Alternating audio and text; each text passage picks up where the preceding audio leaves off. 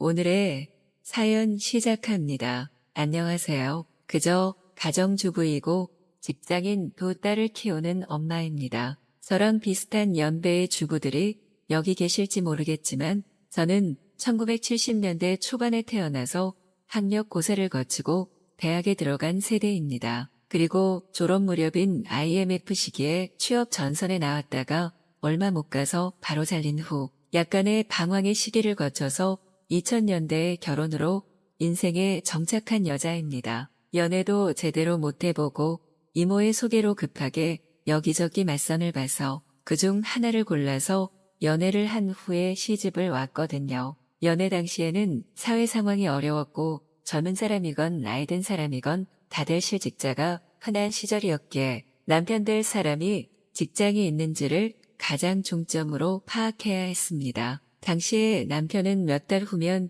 직장이 문을 닫는다는 것을 통보받고는 다른 직장을 구하러 열심히 다니던 중이기도 했습니다. 그 사실을 전혀 모르던 저의 이모는 자신의 친구 조카가 저랑 비슷한 연배이고 아직 미혼이란 사실이 떠올라서 소개팅을 주선했지요. 일단은 부담 없이 한번 만나보라는 말에 저는 백수인 제 처지가 부끄러워서 크게 기대하지 않고 소개팅 자리에 나갔습니다. 조용하고 작은 레스토랑에서 만났는데 저는 그저 집에서 가사 일을 돕고 있다는 말로 얼버무렸습니다. 그때는 여자가 집에서 논다고 해도 크게 흠이 아니던 시절이라고는 하지만 뭔가 모르게 제가 불량품처럼 느껴져서 기분이 썩 좋지는 않았습니다. 나중에 남편에게 이야기를 들으니 그도 그날 썩 기분이 밝지는 않았다고 하더군요. 다니던 회사의 경영 악화로 자신의 일자리가 곧 없어질 거라는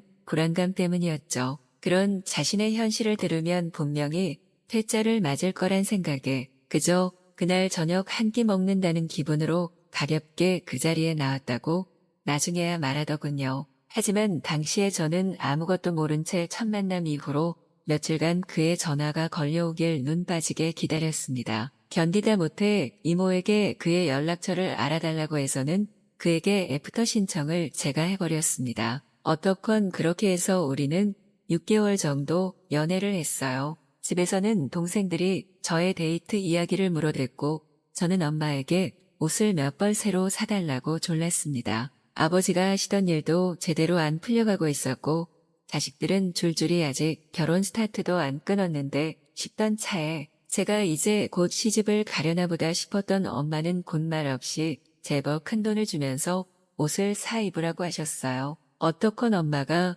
굳이 닥달하지 않아도 저도 나름으론 백수라는 저의 현실에 지쳐가고 있었기에 그를 놓치지 말아야지 했습니다. 더구나 그를 한 번, 두 번 만나보니 제법 마음에 들었고 그는 어느 틈에 광고회사에 새로 취직이 되었습니다. 자신이 원하는 만큼의 회사도 아니었고 월급도 작았지만 일단은 경력을 단절시키지 않는 것이 중요하다. 여긴 그는 새 직장에 열심히 다니기 시작했고 저는 그와 결혼해서 가정을 꾸려가겠다고 결심했지요. 그렇게 우린 결혼했습니다. 크게 욕심내지 않고 조촐하게 생활을 꾸려나가며 두 딸을 키웠고 남편은 15년 정도 회사 생활을 하다가 자그마한 광고 사무실을 차려서 독립했습니다. 수입이 크게 나지는 않았지만 남편은 직접 뭔가를 성취한다는 마음이 있어서인지 열심히 일해서 우리 가족 생활은 크게 힘들지 않도록 해주었습니다.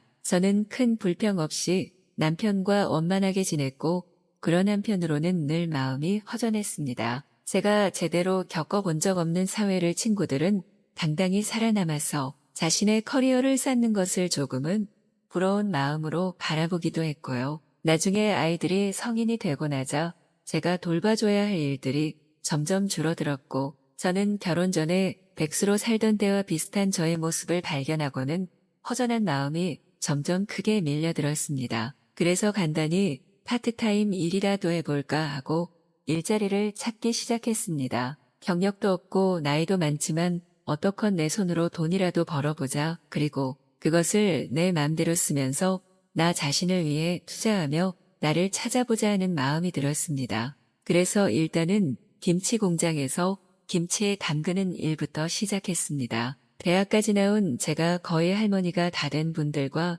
김치나 담그고 있는 것이 조금은 부끄럽기도 했지만 제가 마음껏 쓸 수 있는 돈이 조금이라도 생기니 생활에 활력이 솟았지요. 그리고 거래처에 김치를 납품하는 서른 초입에 청년 배달 기사와 언젠가부터 비밀 연애도 시작했습니다. 저는 철저하게 비밀로 붙이며 아주 신중을 기해서 이 연애를 즐기고 있기도 하고 청년에게도 미리 세심하게 부탁을 해서 향수나 로션 같이 향이 느껴지는 제품은 우리가 만나는 날에는 가급적 삼가달라고 부탁을 해놓았습니다. 우리는 잔업이 있는 날에 김치 창고 안에서 가게 서로의 사랑을 확인하기도 했고 청년의 아파트로 가서 본격적으로 뜨거운 사랑을 함께할 때도 많았습니다. 그가 사는 집이 저의 집에서 아주 멀다는 것이 너무 마음이 놓였고 그가 혼자 살고 그 아파트 사람들이 다들 새벽이나 아침 일찍 나가고 돌아오기에 남들에게 관심 기울일 틈이 없다는 사실도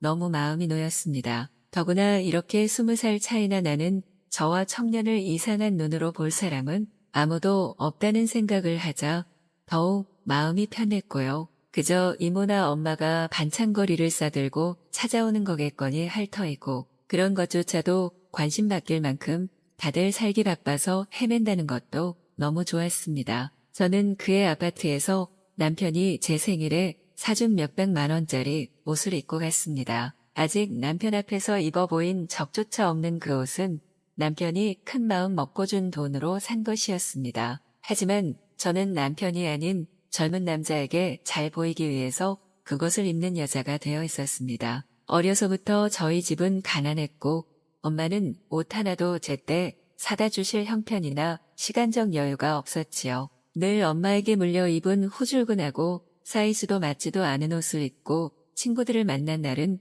너무 속이 상했습니다. 어른 돼서 돈 벌면 명품 옷부터 마음껏 사 입어야지 하는 생각을 그때 품었고 막상 첫 직장에 취직하고 보니 회사의 사정상 권고사직을 당해야 했습니다. 갖고 싶었던 명품 옷은 그렇게 몇십 년째 제 마음에만 남아버리고 말았지요. 그리고 이제 저는 푸릇한 청년과 비밀 연애를 하면서 옛 시절의 아픈 마음을 다 치료받는 셈이 되었습니다. 작은 돈이나마 제가 벌어서 쓰고 있고 그것은 온전히 제 것이니 까짓것 몇 달 모으면 조금 괜찮은 옷 하나 정도는 이제 사 입을 수 있게 됐지요. 결혼 전에는 주눅든 상태로 남편에게 매달리다시피 해서 연애를 하고 결혼도 했는데 이젠 제가 당당한 직장인이 되어 남자와 대등하게 연애하고 있다는 생각을 하니 지난 청춘이 다시 돌아온 것만 같습니다. 제 인생은 20살 중반의 그 시절로 돌아간 것입니다. 더 이상 그때처럼 백수도 아니고 이미 인생의 절반 이상을 살았다는 푸근한 마음을 담은 채 다시 맞이하는 20대 시절이 제게 와 있는 것입니다. 그러니 이렇게 뒤늦게 찾아온 행복을 놓치라는 말은 정말 듣기가 싫습니다.